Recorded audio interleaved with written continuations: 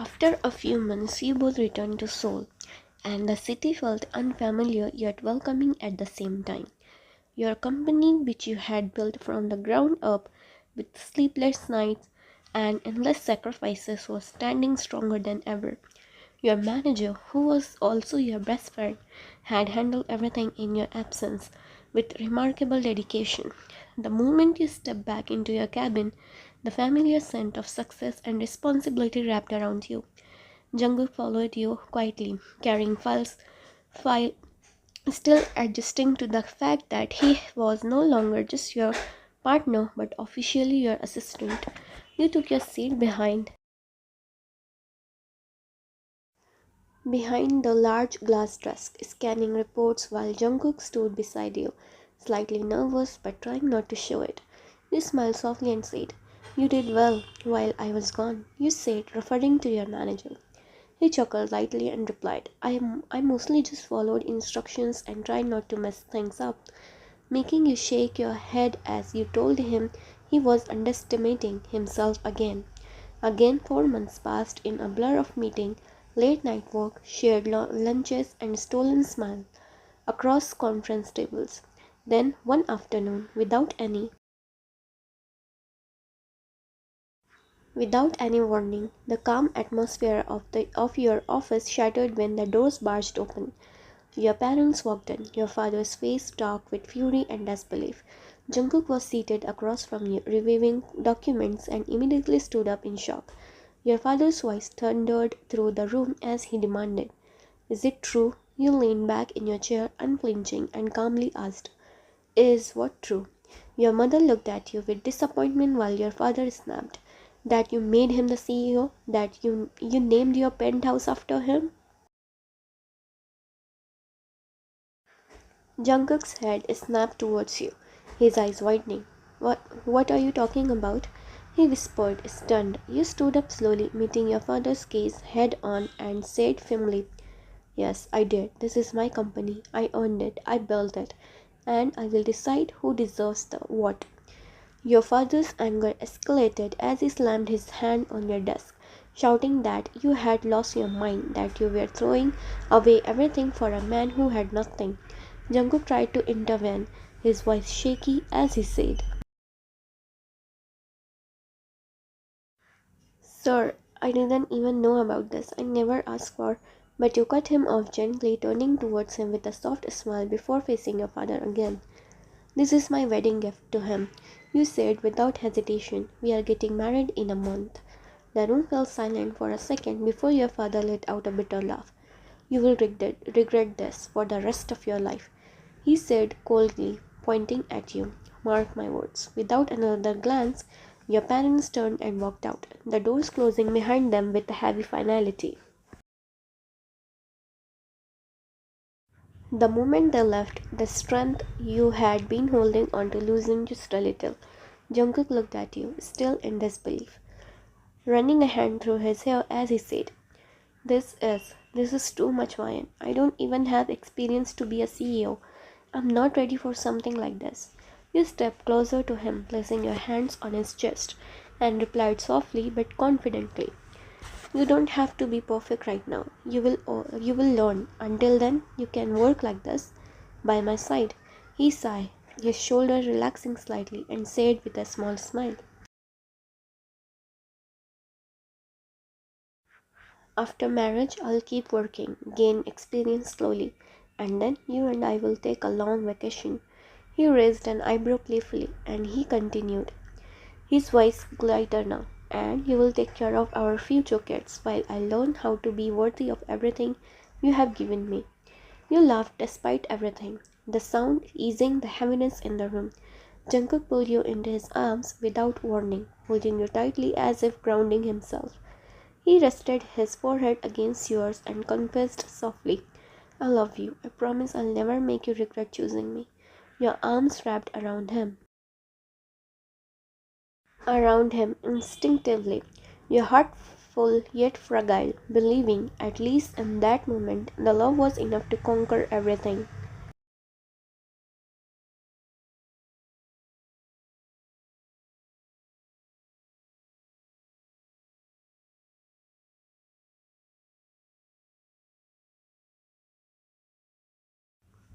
In the present, you slowly wipe the tears from your cheeks with the back of your trembling hand, your chest aching as if someone had pressed a heavy stone against it. Your breathing was uneven, shallow, and broken when you finally whispered to yourself, your voice barely audible in the silent room. Choosing him over my family was the biggest mistake of my life. The words tasted bitter on your tongue, heavier than any punishment you had endured so far. Your hand instinctively went to your baby bump, fingers cuddling protectively as another tear slipped down. You closed your eyes, memories clashing violently inside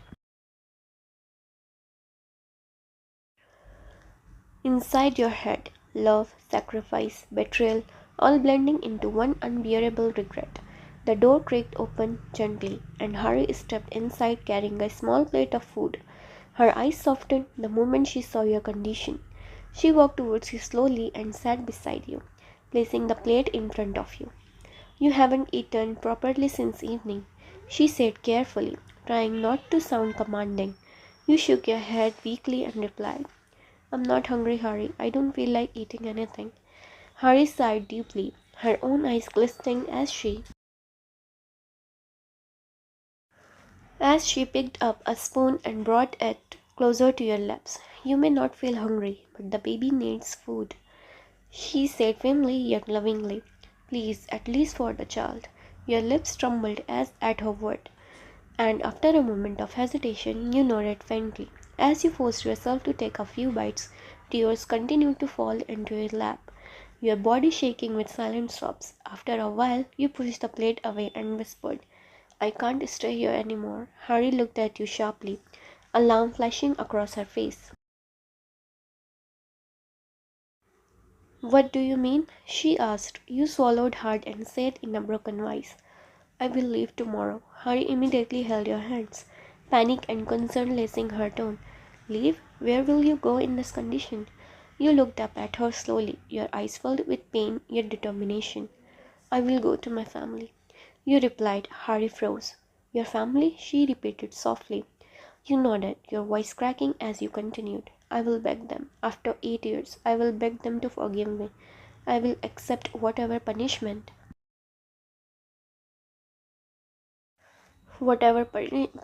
they give me. I deserve it." Your shoulders shook as you added, "I was blind. I thought love was enough. I chose the wrong person, Harry. I chose Jungkook over them, and now I see how big that mistake was." Harry tried to interrupt, saying, "But what if they—" You shook your head immediately, gripping her hand tighter. "I don't care," you said firmly, despite the tears. "Even if they close the door on my face, even if they insult me, I will still beg. But I won't give birth to my child in this house. Not here. Not under their cruelty." Your hand moved again to your baby bump, your voice softening as you whispered, "My child doesn't deserve this. I don't want my baby to grow up hearing insults, seeing hatred, being treated like a mistake." Hari broke down completely at that point, pulling you into her arms. "You shouldn't have to go through this," she cried. "You loved him. You sacrificed everything for him." You rested your head against her shoulder and murmured painfully, "Love shouldn't hurt like this. If it does, then it was never love." The room fell silent again, except for the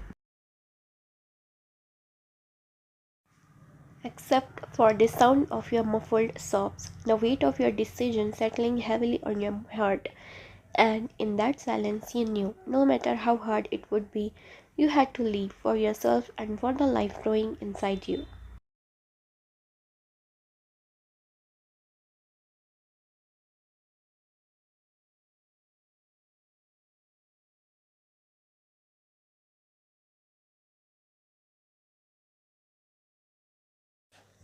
The next morning arrived far too quietly, the sky pale and indifferent as if it had no idea a life was about to fracture beyond repair.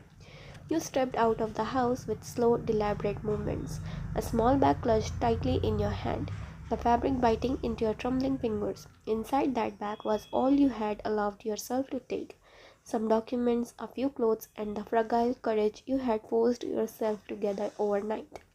Your other hand instinctively rested on your baby bump, as if shielding the tiny life inside you from the cruelty you were about to face. Each step towards the front yard felt heavier than the last, but you kept moving. Your spine straight even as your heart felt like it was collapsing inward. That was when you saw them. Jungkook and Suzy stood near the garden, bathed in the soft morning light, laughing quietly as if the world hadn't burned to ashes behind them. Suzy's hand rested possessively on his arm. Her hand tilted towards him as she whispered something that made him smile, an easy, carefree smile you hadn't seen in months. It felt like a blade slicing straight through your chest. Your breath hissed, your vision blurred for a moment, but you refused to cry. Not here, not in front of them. You lowered your gaze and took another step forward, determined to leave without saying a word. Where do you think you're going? Jungkook's voice cut through the air sharply, stopping you in your tracks. You froze for a second before slowly turning around to face him. Your face was pale but composed, your eyes tired rather than tearful. I'm leaving, you said quietly, your voice steady despite the storm raging inside you. I won't live here anymore. Suzy raised an eyebrow, amused, while Jungkook let out a low laugh that dripped with mockery. Leaving, he repeated, as if the word itself was ridiculous. And where exactly do you plan to go? You lifted your chin, refusing to let him see your fear. I'm going to my parents' house. That was when both of them laughed, loud, cruel laughter that echoed in the open space of the yard. Jungkook stepped closer, his eyes cold as he looked you up and down. Try, he said dismissively. I won't stop you, but do you really think your family will accept you after you chose me over them? His lips curved into a sneer. After you humiliated them, after you ran away like a rebellious little girl. Suzy crossed her arms, her smile sharp. They probably slammed the door on your face the moment you left, she added casually. High-class families don't forgive disgrace so easily.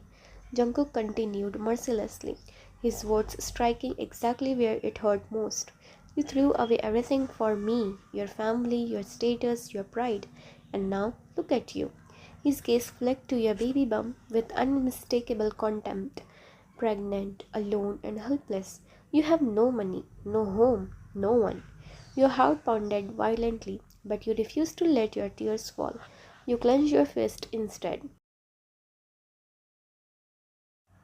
I'll manage, you said, your voice barely above a whisper yet unwavering. Jungkook laughed again, shaking his head. No, you won't. He leaned closer, his tone dark and deliberate. I blocked all your accounts last night, every single one. He glanced at Suzy, who smiled smugly. She will be using them now. You don't need money anymore, remember? You are not my wife. You are nothing. Suzy stepped forward, her eyes gleaming with satisfaction. Be thankful, she said cruelly. At least we let you walk out on your own feet. Jungkook gestured lazily towards the gate. Go on, he said. Your father's house is only 20 minutes away. Go and beg them. Let's see how far you get. His voice dropped to a dangerous murmur. You will come back. You always will, because you have nowhere else to go. They laughed together, unbothered, victorious, as if your pain was nothing more than entertainment. You stood there for a moment longer, absorbing every word, every insult, every cruel truth he wanted to crave into your soul. Then, without saying another word, you turned around and walked away. Each step away from the penthouse felt like walking through fire, but you didn't look back, not even once.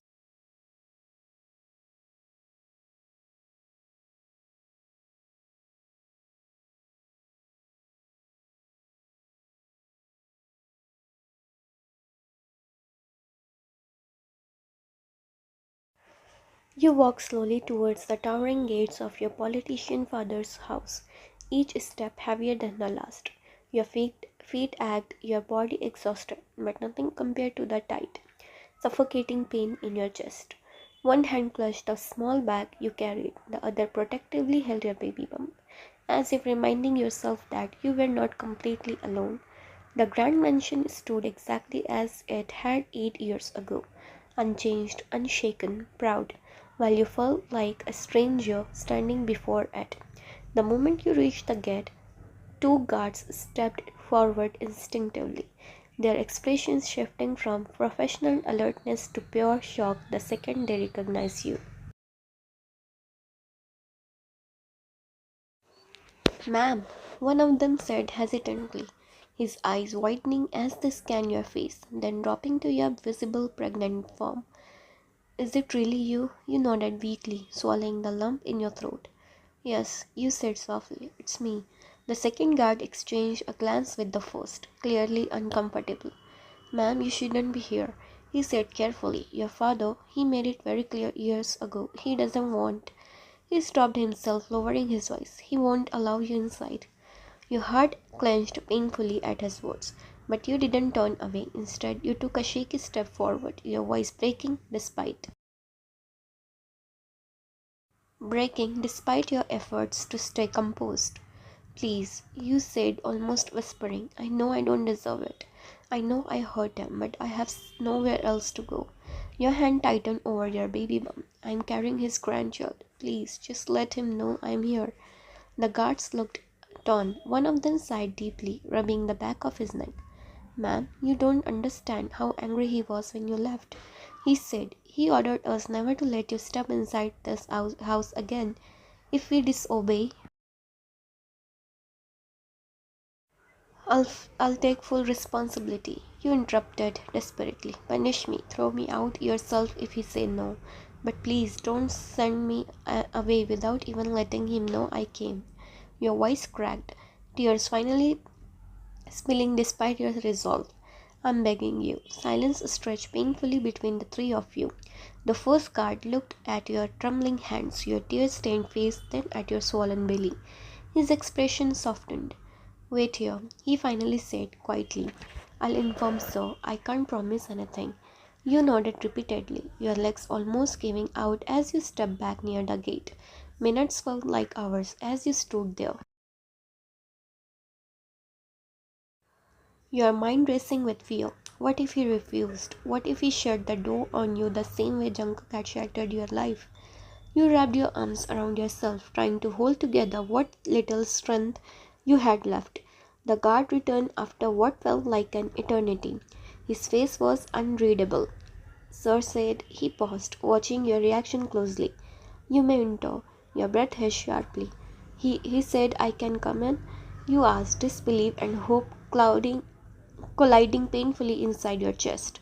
"He didn't come out," the guard clarified. "He only said to let you inside, that's all." That was enough. You nodded, whispering a broken thank you as tears streamed freely down your cheeks. The gate slowly opened, the familiar path unfolding before you like a memory you weren't sure you were allowed to touch anymore. As you walked inside, every corner reminded you of the girl you once were, the daughter who laughed freely, the sister who was protected, the woman who believed love could conquer everything. With every step towards the house, your heart pounded harder, fear and regret twisting together inside you. You didn't know what awaited you beyond those doors: anger, silence, rejection, or forgiveness. But you knew one thing with painful clarity.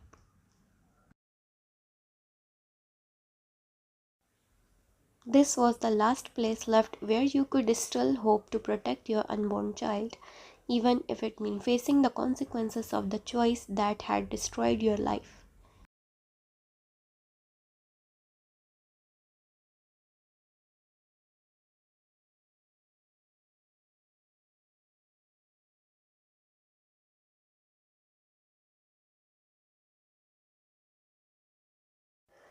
You stepped fully into the vast living room, and the moment you did, time seemed to freeze. Everyone was there, your mother seated rigidly on the sofa, your elder sister standing near the window with her hand covering her mouth, your younger sister frozen in shock, and both your elder brothers standing side by side, eyes wide and unreadable. For a brief second, their faces mirrored the same emotions: overwhelm, disbelief, pain. Everyone except one man, your father, stood in the center of the room, his posture stiff, his expression cold, untouched by surprise or pity. "What are you doing here?" he asked sharply, his voice slicing through the heavy silence like a blade.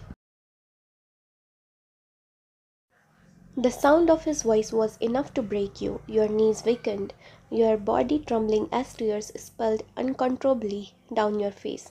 You took a few shaky steps forward and fell to your knees in front of him. "Appa," you cried, your voice cracking beyond repair. "I know I was wrong. I know I hurt you, but please forgive me. I have come back because I have nowhere else to go." Your mother stood up abruptly. "You," her voice trembled, eyes darting to your swollen belly. "You're pregnant." Your elder sister whispered your name in disbelief, tears pooling in her eyes. But before anyone could move closer, your father let out a scoffing laugh, cold, humorless, cruel. "Forgiveness," he said mockingly. "You choose your boyfriend over your family, over your blood. You made your choice 8 years ago." You shook your head desperately. "I choose love," you sobbed. "I thought he loved me too, but he cheated on me. He turned abusive. He humiliated me, hurt me, throwing words at me like I was nothing." Your hands trembled as you clutched your baby bump. "He even called my child a mistake, his own child." A sharp gasp escaped your younger sister. "What?" she whispered, tears rolling freely now. Your elder brother Suho clenched his fist. "Wyan, did he touch you?" he asked hoarsely. Before you could answer, your father raised his hand. "Enough," he snapped. "I don't care what that man did to you. You are no longer part of this family." You crawled forward on your knees, desperation overtaking dignity. You turned to your mother first, grabbing her dress lightly. "Oma, please," you begged. "I'll do anything. I'll clean the house, cook, stay invisible. Just don't send me back there. I don't want my child to be born in that hell." Your mother's lip trembled. "You know your father," she whispered helplessly, tears falling. "I can't go against him." You turned to your elder sister, gripping her hand. "Unni, please," you cried. "You are a mother too. You know what it felt like. Help me." Your sister, Yura, broke down completely, covering her face. "I want to," she sobbed. "God knows I do, but he'll destroy us all if we defy him." You moved to your brothers next, clutching their sleeves. "Oppa, I'm your sister, your princess," you said brokenly. "I'm carrying a life. Please, just one corner. I'll never ask for more." Suho and Subin, they looked away. Guilt acted deeply on their faces. Subin whispered, "I'm sorry." So quietly it felt like another one. Finally, you turned back to your father, crawling until you were right in front of him. With shaking hands, you grabbed his leg, pressing your forehead against his knee. "Please, Appa," you cried uncontrollably. "I was wrong. I admit it. Punish me, scold me, hate me. But don't throw me out like this. I'm your daughter." His face hardened further. If that was even possible. "You are nothing to me," he said flatly. "I lost my daughter the day she ran away from her wedding." You sobbed loudly now, clinging tighter. "Please, Appa, please." He stepped back sharply. "Security," he barked. Two guards rushed in immediately. Your mother cried out your name. Your sisters wept openly, but no one stopped him. The guards grabbed your arms, pulling you up despite your resisting. "No, please don't do this," you screamed, your hand instinctively protecting your belly. "Please, I'll die there." "Take her out," your father ordered coldly. "She is not to step foot in this house again." As they dragged you towards the door, your cries echoed through the mansion that once felt like heaven. Your family watched helplessly, shattered and silent. As you were thrown out onto the ground like a stranger, the door slammed shut behind you, and just like that, you were left alone, disowned, broken, and 9 months pregnant, realizing too late that love had betrayed you and blood had abandoned you.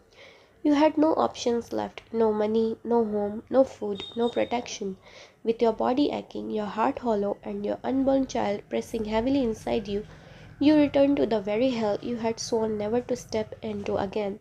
The penthouse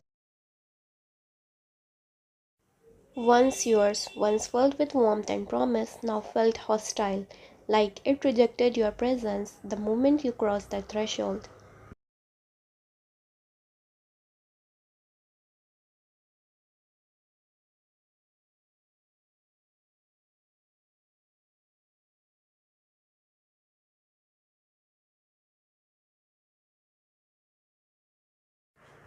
The door creaked open slowly, your hand trembling on the handle as you stepped inside. The sound of laughter hit you first, sharp, carefree, cruel. The living room lights were dimmed, and the large screen glowing softly. Jungkook and Suzy were sprawled on the couch, her head resting on his chest, his arm lazily wrapped around her waist. A movie played in the background, forgotten, because the moment they noticed you standing there, everything else became irrelevant. Susie was the first to laugh. Oh my god, she giggled, sitting up straighter. Look, who's back? Jungkook tilted his head, eyes scanning you slowly from head to toe. Your small back, your swollen belly, your pale face, a smoke curved his lips. That was fast, he said mockingly. What happened? Didn't Daddy open his arms for you? You stood there silently, your fingers clutching the strap of your bag, your lips trembling but refusing to break. You had cried enough for one lifetime. Susie stood up, walking towards you with exaggerated pity. "Aw," she coughed. "I told him you would come back, didn't I?" She turned to Jungkook, laughing again. "She has nowhere else to go." Jungkook chuckled darkly. "Of course she came back," he said coldly. "Where else would you go? You are pregnant, broke, abandoned. You need this place. You need me." You swallowed hard, forcing yourself to speak. "I just need a place to stay," you said quietly. "I won't disturb you. I—" Before you could finish, Jungkook stood up abruptly, his expression shifting in a heartbeat. The amusement vanished, replaced by a raw anger. Without warning, he strode towards you and kicked your knees hard. You cried out as your legs gave away, crashing painfully onto the floor. The shock knocked the breath out of you, your hands instantly moving to protect your belly as tears spilled uncontrollably. "Get it through your head," he snapped, crouching down to your level, gripping your chin roughly and forcing you to look at him.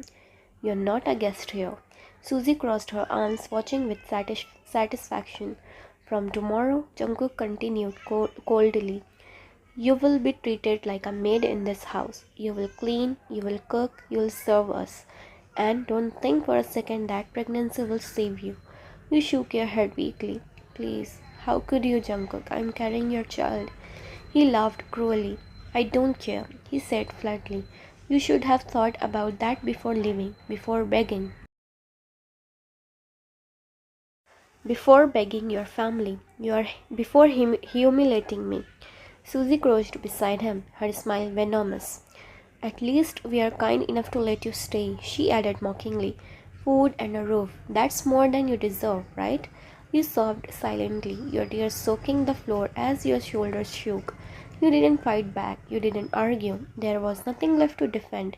Jungkook stood up, dusting off his hands as if touching you disgusted him. "Get up," he ordered. "Your room is still the same small one. Don't show your face unless you're told to."